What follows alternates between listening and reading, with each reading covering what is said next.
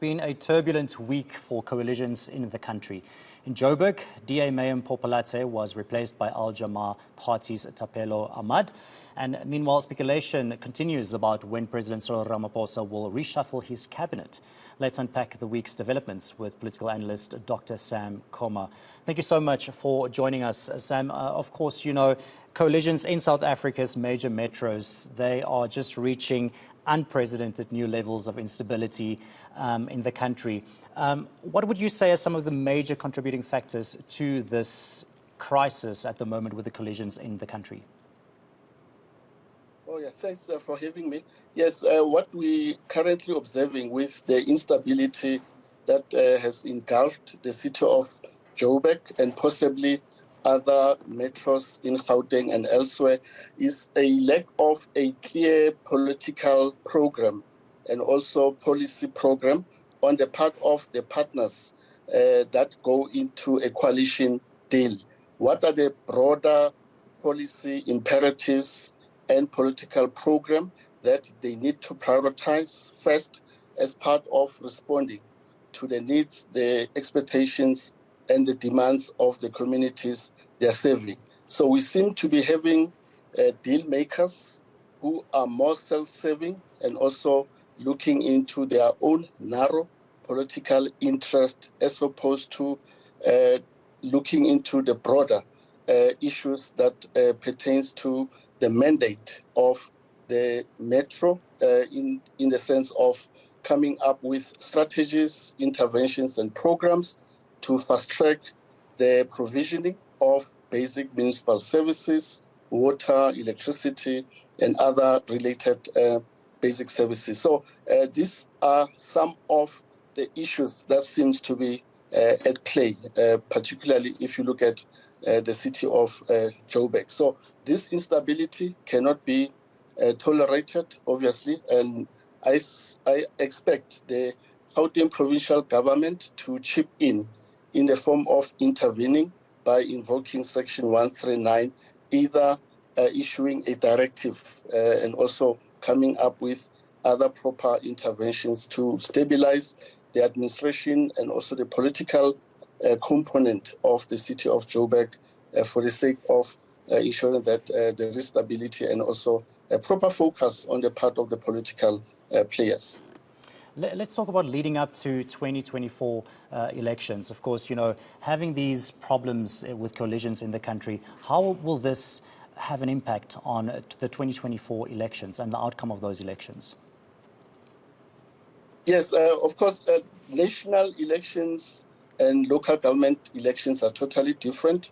So the mere fact that the local government elections of 2021 yielded hung councils, which led to the formation of municipal coalition governments, is not given that come 2024 national elections, we are likely to have a national coalition government because the factors that are at play are different, and also the intensity that is involved in campaigning on the part of political parties is also quite different, and also the national issues that are supposed to be prioritized by political parties. But if you look at our electoral trajectory, it does point to a reality that 2024 is likely to yield a coalition government at the national level.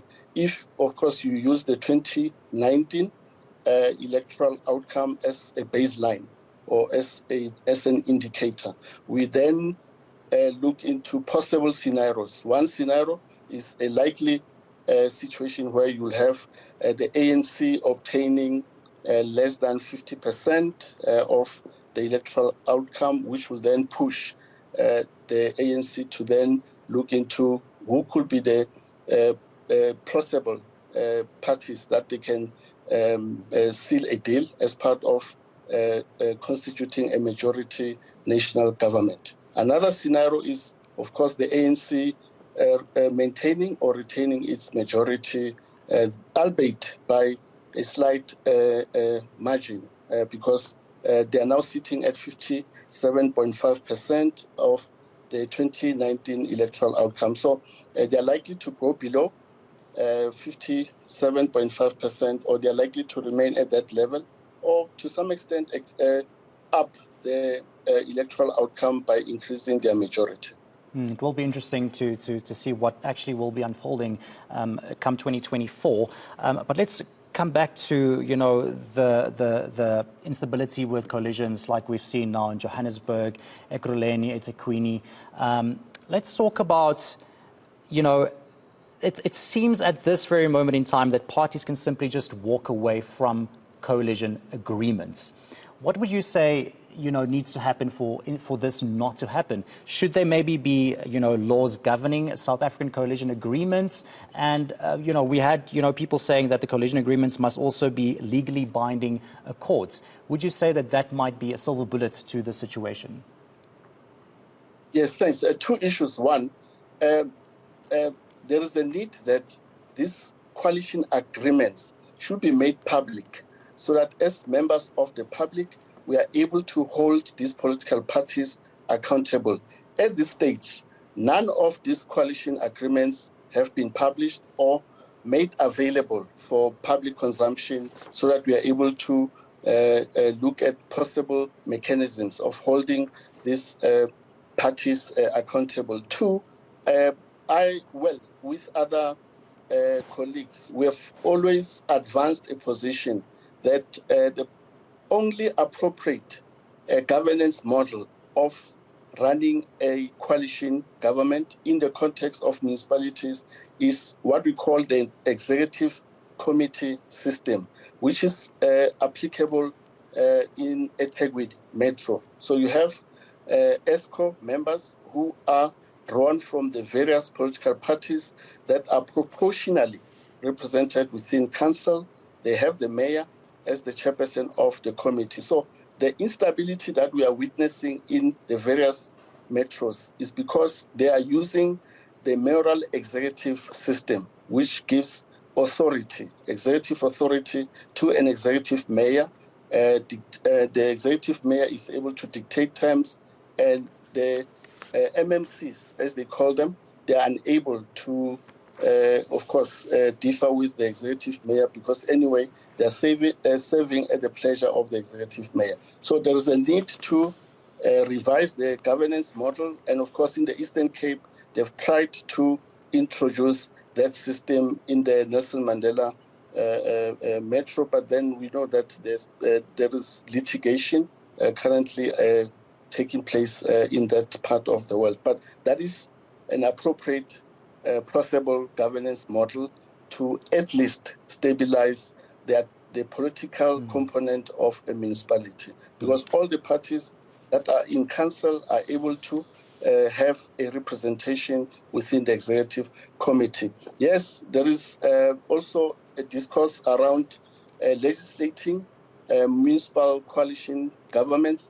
I will suggest that this is not the best way of governing or running coalition governments, because there's too much regulation currently taking place in the sphere of local government, and there seem to be no clear-cut and tangible results. So I will not advocate for the introduction of a legislation to force these political parties to implement, to force them to break a deadlock, for example, and also to mediate any conflict that may be affecting that agreement. Of course, you know, I wish we can talk more about the coalition problems in the country. But very lastly, from your side, Sam, of course, we know that President Cyril Ramaphosa might reshuffle his cabinet. Your takes on what he might do? Yes, so the reshuffle of the cabinet is inevitable, given the fact that we now have two clear vacancies in cabinet. And also, if you look at the ANC January 8 statement, the theme is clear. This is a year of decisive action.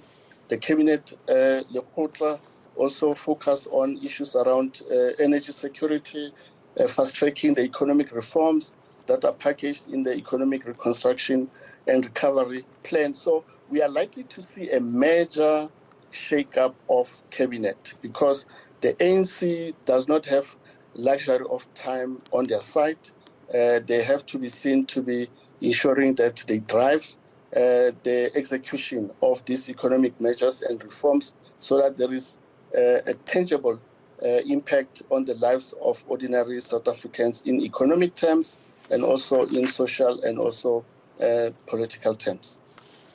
Thank you so much, Sam Koma, political analyst, just giving us an update there, or his opinion rather, on the failing coalitions in South Africa. Of course, the South African people are the ones that are definitely